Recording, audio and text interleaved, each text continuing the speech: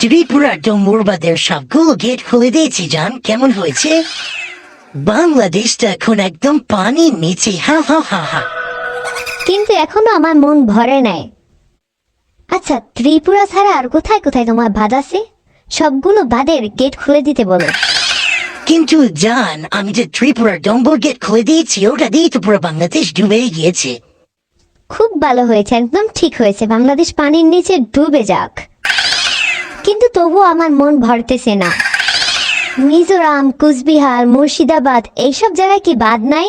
জান, ওই সব জায়গার বাঁধগুলোও খুলে দাও যাতে বাংলাদেশ একদম পুরোপুরি ডুবে যাক। আরে জান, এসব জায়গায় তো বাদ নেই। কি?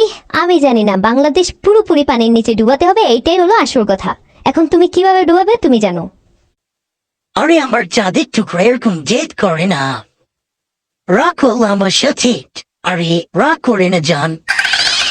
আচ্ছা আচ্ছা বাবা, ঠিক আছে, আমি দেখতেছি কিভাবে বাংলাদেশ পুরোপুরি পানির নিচে ডুবানো যায়। ওকে, খুশি তো?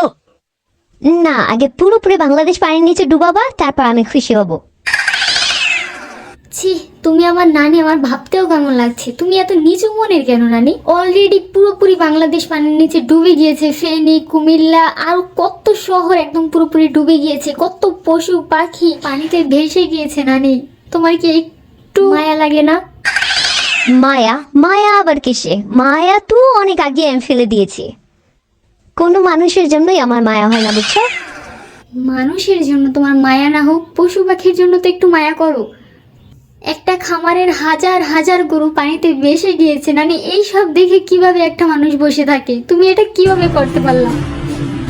মানুষের অভিশাপ তোমার গায়ে না লাগুক, একটা পশুতে যে তোমার এই হাজার হাজার পশুতে যে অভিশাপ দিয়েছে, এগুলো কি তোমার একটু লাগবে না বলো? নাতি, তোমার নানি সবকিছু বুঝে শুনেই করে, বুঝছো? যাও। তুমিও বা কেমন মানুষ নানা? ধর্ম দেখে কি কারোর সাথে বিচার করা যায়? হিন্দু মুসলিম সবাই ভাই ভাই। কত হাজার হাজার হিন্দু মারা যাচ্ছে তোমার এই পানিতে ডুবে, তোমার কি একটু মায়া লাগতেছে না? হাই হাই, এই নাতি তো সবকিছু বেশি বুঝে গো। আরে নানা, নানি না হয় হিংসার প্রতিশোধে জ্বলতেছে, কিন্তু তোমার কি হয়েছে? তোমার তো কোনো হিংসা করা উচিত না। বাংলাদেশ তো তোমাকে কম সাহায্য করলো না।